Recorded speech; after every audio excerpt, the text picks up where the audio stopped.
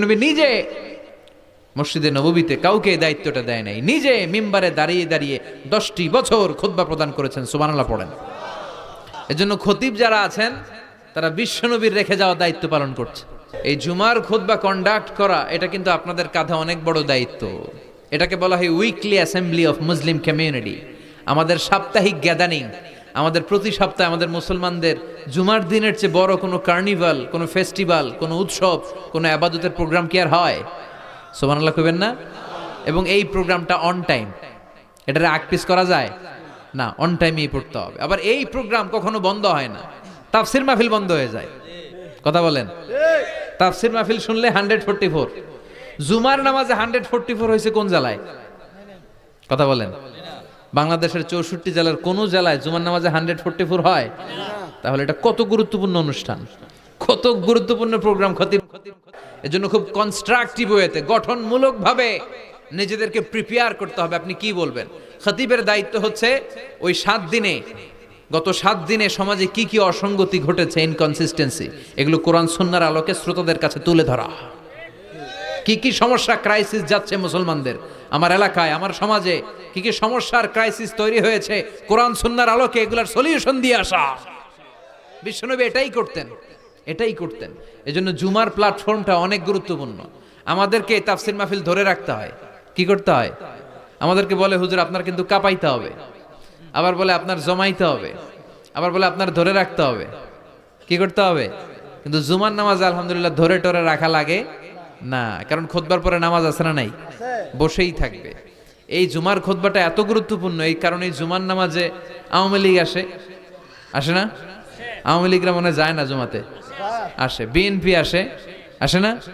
তারপরে জাতীয় পার্টি আসে, তারপরে জামাত ইসলাম আসে, তাবলীগের ভাইরা আসে, পীর সাহেবের মুরিদরা আসে। হ্যাঁ, যত দল মত বাংলাদেশে হতে পারে সব দল মতের লোকেরা জুমার দিনে মসজিদের ভেতরে হাজির আছে না নাই? বিশ্বনবী মসজিদে নববীর মিম্বারে দাঁড়িয়ে খুতবা দিচ্ছেন।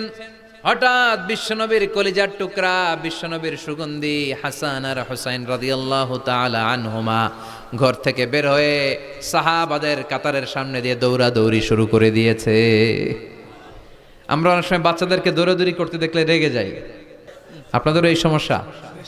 এগুলো করবেন না। বাচ্চাদেরকে মসজিদে আসতে দিবেন, ওরা একটু লাফালাফি দুষ্টামি চিল্লাচিল্লি করবে, আর ওরা চিল্লাচিল্লি করলেই ভাল লাগে, ঠিক কিনা? বাচ্চা লাফ না দিয়ে 80 বছরের বুড়া যদি লাফ দেয় ভাল লাগবে দেখতে? তো ওরাই তো লাফ দিবে, লাফালাফি করবে, চিৎকার চেঁচামেচি করবে। বাচ্চাদেরকে মসজিদে নিয়ে আসবেন। তুরস্কের অনেক মসজিদের মধ্যে ফেস্টুন দিয়ে লেখা থাকে, সালাত চলা অবস্থায় পেছনে যদি বাচ্চাদের কিচিমিচির চিৎকার আর চেঁচামেচির আওয়াজ শুনতে না পাও, তাহলে ভবিষ্যৎ প্রজন্ম নিয়ে তোমাদেরকে ভয়ে থাকতে হবে। পিছনে যদি জামাত চলাকালীন কোনো চিৎকার চেঁচামেচি আওয়াজ নাই, তার মানে বুঝতে হবে নেক্সট জেনারেশন এগুলো নামাজি হচ্ছে না।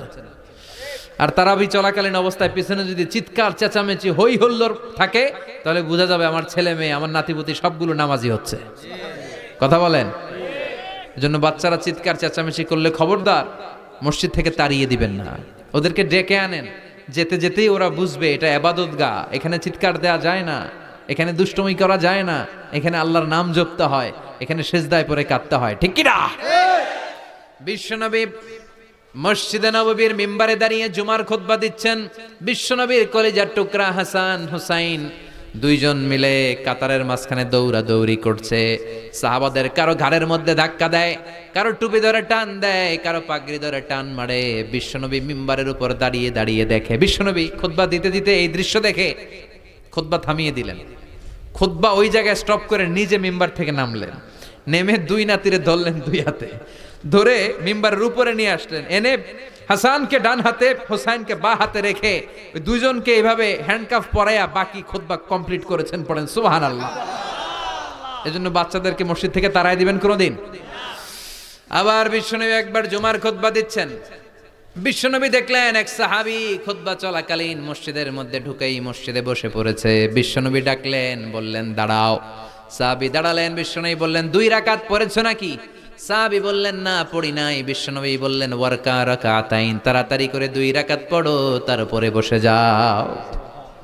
এটা হচ্ছে দুখুলুল মসজিদ। মসজিদে ঢুকলেই 2 রাকাত পড়তে হয়। এটা কি খুতবা চলে না কি চলে ওইটা দেখার বিষয় না, আপনি পড়বেন। এটা হচ্ছে সবচেয়ে স্ট্রং মত। হ্যাঁ, হানাফি স্কুল অফ থটে আরেকটা মতকে প্রমোট করা হয়, সেটা হচ্ছে আপনি ঢুকেই পড়বেন কিন্তু খুতবা চলাকালীন পড়বেন না, কারণ খুতবাও ওয়াজিব। খুতবাও কি ওয়াজিব, আগে পরে করে ওইটা আপনি পড়ে নেবেন। এজন্য যেই মতটা আপনাদের কাছে শক্তিশালী লাগে আপনারা পালন করেন, কিন্তু কিলাকিলি করা যাবে না। আবার বিশ্বনবী মসজিদে নববীর মিম্বারের মধ্যে দাঁড়িয়ে খুতবা দিচ্ছেন। এক সাহাবী এসে বলে, নবী, মদিনার মধ্যে খরা দুর্ভিক্ষ, মদিনাতে কোনো বৃষ্টি নাই, আপনি বৃষ্টির দোয়া করেন। বিশ্বনবী খুতবার নিরবিচ্ছিন্নতাকে ভঙ্গ করে সাথে সাথে বৃষ্টির দোয়া শুরু করে দিলেন, হাত তুললেন এইভাবে। ওরা হাত তোলার দলিল খুঁজে পায় না, ওরা হাত তোলার দলিল খুঁজে পায় না। ইজা সাআলতুমুল্লাহ, বিষ্ণু বলেছেন, ইজা সাআলতুমুল্লাহ ফাসআলুহু বিবুতুনি আকুফিকুম, আল্লাহর কাছে যখন চাইবা হাতের তালুগুলার এরকম উপরের দিকে করে আল্লাহর কাছে চাও। বিশ্বনবী আরাফাতের ময়দানে এরকম দোয়া করতে করতে করতে করতে হাত এত উপরে তুলেছেন, সাহাবারা বর্ণনা করছেন হাত্তা ইয়ারা বায়াদু ইবিতাইহি, বিশ্বনবী ইজার আর রেদার মাঝখান দিয়ে এখানে বগলের শুভ্রতা আমরা দেখতে পেয়েছি। চাদরের মাঝখান দিয়ে বিশ্বনবীর হাত এত উপরে উঠে গিয়েছে, বগলের মাঝখানে সাদা সাদা শুভ্রতা আমরা দেখতে পেয়েছি। সাহাবী বললেন, ইয়া রাসূলুল্লাহ, বৃষ্টি হয় না, একটু দোয়া করেন না। বৃষ্টি নাই, খরা দুর্ভিক্ষ। বিশ্বনবী খুতবা থামিয়ে দিয়ে হাত তুললেন, তুলতে তুলতে এইরকম তুললেন আর বললেন, আল্লাহুম্মা আসকিনা, আল্লাহুম্মা আসকিনা, আল্লাহুম্মা আসকিনা। এটা হচ্ছে বৃষ্টির দোয়া। বিশ্বনবী মেঘ দেখলেই পড়তেন, আল্লাহুম্মা সাইয়িবান নাফিআ, ও আল্লাহ তুমি কল্যাণকর বৃষ্টি দাও, কল্যাণকর মেঘ বর্ষণ করো। বিশ্বনবী পড়তেন, আল্লাহুম্মা আসকিনা গাইসান মুগীসান মাগীসান মারিআন মুরিআন নাফিআন গায়রা দাররিন আজিলান গায়রা আজিল। বৃষ্টি দেখলে আল্লাহর নবী বলতেন, ও আল্লাহ, আপনি আমাদের মেঘ দিয়ে সাহায্য করেন, বৃষ্টি দিয়ে সাহায্য করেন, যেই বৃষ্টি দিয়ে আমাদের এলাকায় ঘাস আর লতা পাতা জন্মাবে, যেই বৃষ্টির মাধ্যমে আমাদের গবাদি পশুগুলোর রিজিক বেড়ে যাবে, এমন বৃষ্টি দেন যেই বৃষ্টির মধ্যে কল্যাণ আছে, ভীতিকর কিছু নাই। এরকম কল্যাণকর বৃষ্টি তাড়াতাড়ি দেন, দেরি কইরেন না। আজিলান গায়রা আজিল, আল্লাহ তাড়াতাড়ি দেন, দেরি করবেন না। এটা হচ্ছে বৃষ্টি আসার দোয়া। বিষ্ণুনবী দোয়া করতে লাগলেন। বিষ্ণুনবী দোয়ার সাথে সাথে সাহাবারা বললেন, মদিনার জমিনের ভেতরে ঝমঝম ঝমঝম করে বৃষ্টি নাজিল হওয়া শুরু করে দিল। সাহাবারা সবাই ভিজে ভিজে বাড়িতে গেলেন, এত বৃষ্টি। ওই পুরা জুমাবার বৃষ্টি, এরপর শনিবার বৃষ্টি, এরপর রবিবার, এরপর সোম, এরপর মঙ্গল, বুধ, বৃহস্পতি, এরপরে আবার জুমাবার পর্যন্ত 7 দিন টানা বৃষ্টি। কি বরকত! বিষ্ণুনবীর কি বরকত! এই মুবারক হাত দিয়ে কোনো গাছের মধ্যে টাচ করলে ওই গাছের ফলন বেড়ে যেত। নিউবর্ন বেবি, নবজাতক শিশুর মাথায় হাত বাড়িয়ে দিলে মাথার চুল তাড়াতাড়ি গজিয়ে উঠত। কুয়ার পানি যদি লবণাক্ত থাকতো, কুলি করে অজু করে কুলি করে কুলির পানি কুয়াতে ফেলা মাত্র লোনা পানির কুয়া মুহূর্তে মিঠা পানিতে রূপান্তরিত হতো। এক দোয়ার বরকতে টানা 7 দিন বৃষ্টি। এরপরের দিন আবার মিম্বারে উঠে তিনি খুতবা দিচ্ছেন। ওই সাহাবী এসে আবার হাজির, যে সাহাবী গত সপ্তাহে বৃষ্টির জন্য দোয়া করতে বলেছিল। আজকে এসে বলে, ইয়া রাসূলুল্লাহ, আর বৃষ্টির দরকার নাই, কারণ মদিনাতে এখন বন্যা। মদিনাতে কি, যারা মদিনায় গিয়েছেন তারা দেখবেন যে মরুভূমির দেশ, ওখানে পানি ফেললে কিছুক্ষণ পরেই নাই, 1-2 সেকেন্ডের মধ্যে নাই। সূর্যের প্রখর তাপ আর কিরণ এটাকে জলীয় বাষ্প করে বাতাসে মিশিয়ে দিয়েছে, এত গরম। তো এই গরমের দেশে, মরুভূমির দেশে কি পরিমাণে রেইনফল হলে, বৃষ্টিপাত হলে বন্যা হতে পারে।